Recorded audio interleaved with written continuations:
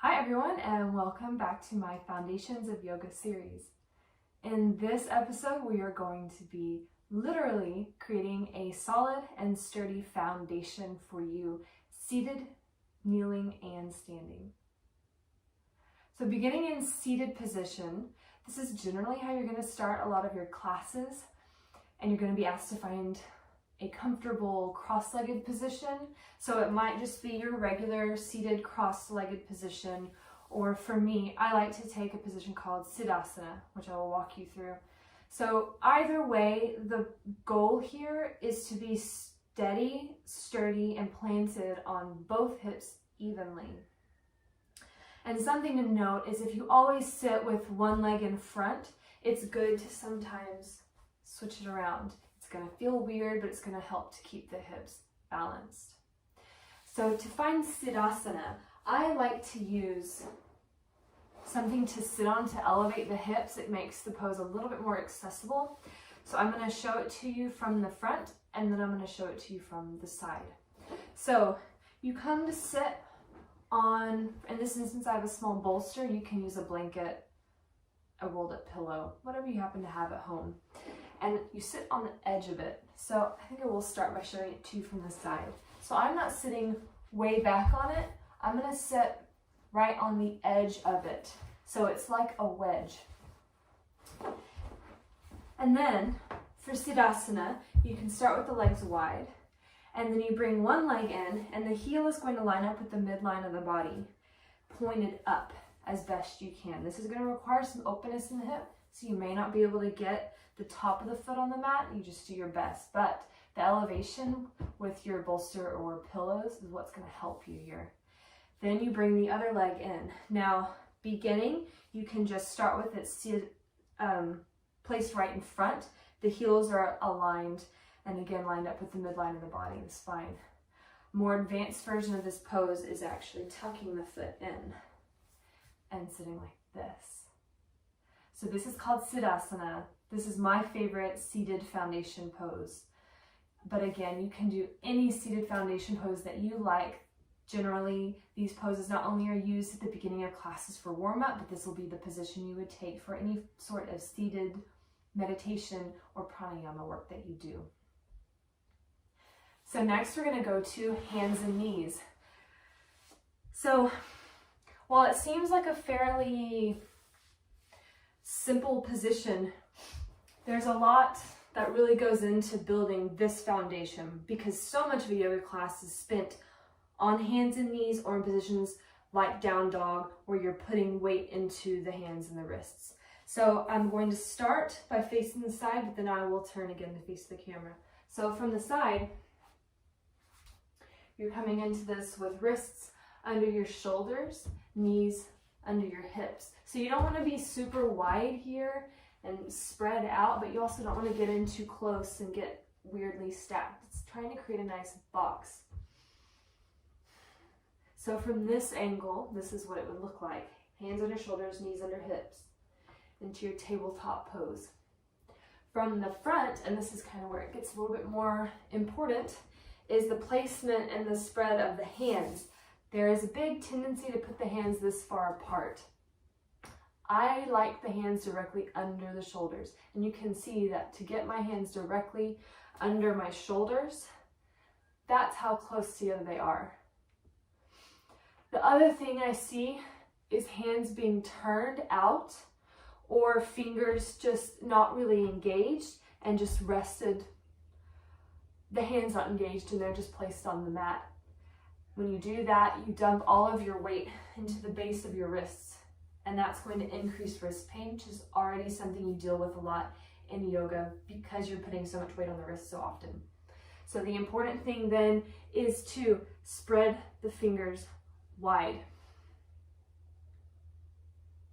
You want to align the middle fingers as pointing straight forward, and that will help to get your shoulders in a neutral position.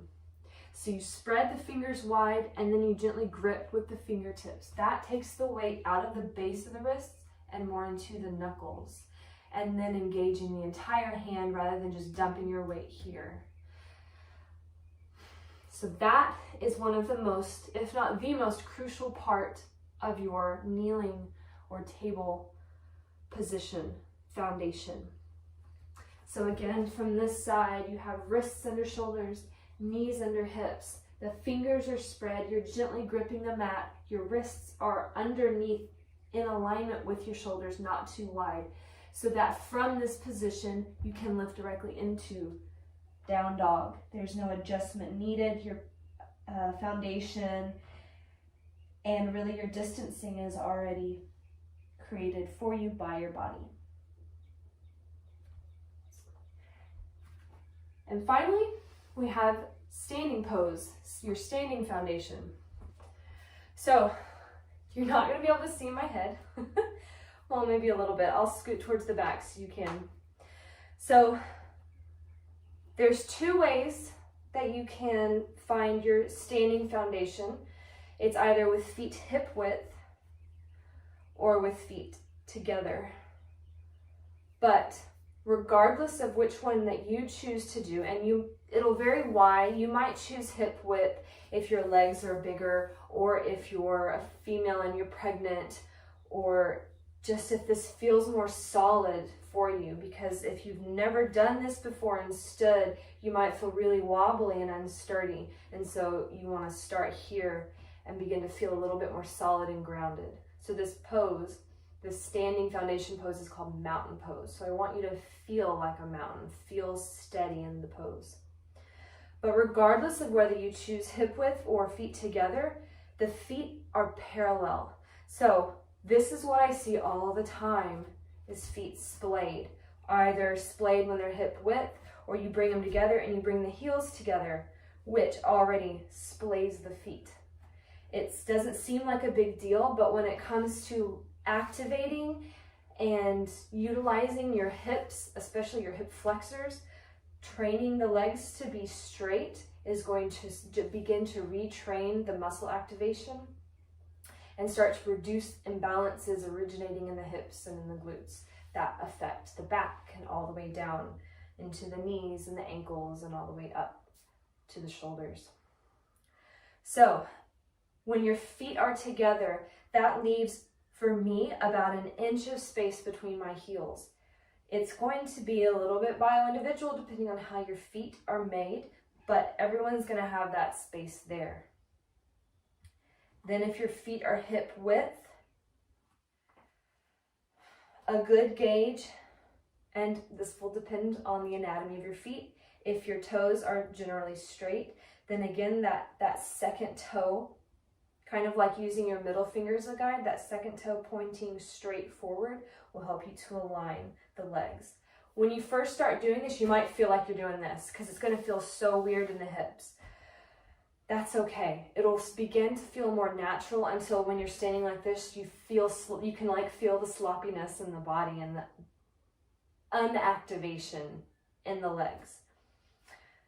This is going to require constant upkeep, constant awareness as you're moving through your yoga practice, to always look down and check, are my feet parallel? Are they straight? Because as you're moving forward and backward on the mat, as you're stepping forward from down dog up to a forward fold, for instance, in a sun salutation, you're going to have to look and check, are my feet parallel? Because as you're starting this, they're always going to end up like this. Another pose, this is noticeable in his chair. When you come down in chair, the feet want to do this, and then that's pulling everything apart, and then you're trying to pull the knees in and spread, and it's just bad anatomy, poorly stacked muscles, poorly stacked joints, so that it's straining muscles and ligaments and tendons. So we want everything stacked and parallel and straight. Or if you're doing hip width, then you might place a block here or something to keep you feeling steady and grounded in this pose so that the legs feel secure and they're not wobbling and wanting to fly out or knock me in, that they can maintain that parallel position. So continuing up from the feet in mountain pose, whether feet are hip width or together, it gets a little bit more fancy or subtle rather, because then you can engage your thighs and you pull the kneecaps up. And let me turn to the side so you can see this.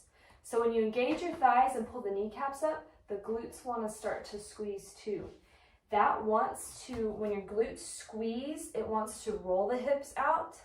So it's balancing the engagement front to back. So you keep those legs parallel, you squeeze thighs, pull kneecaps up, then you squeeze the glutes and you tuck them. So you don't want to be standing like this, like your sway back. You're trying to tuck hips, tuck the rib cage. Arms are by your sides. Sometimes you might find instructors calling for them to be a prayer or open.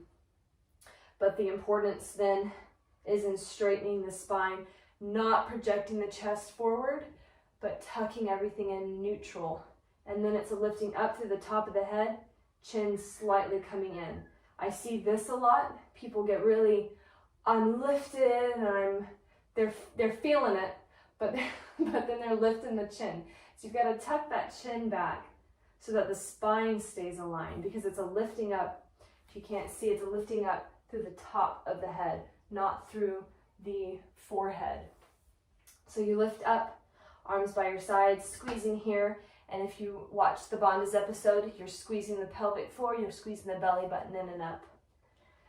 And you're holding your mountain pose with the gaze steady straight forward or with the eyes closed.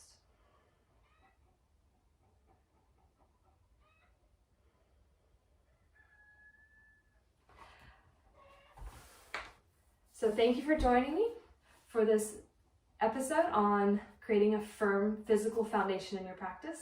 And I will see you guys for future episodes.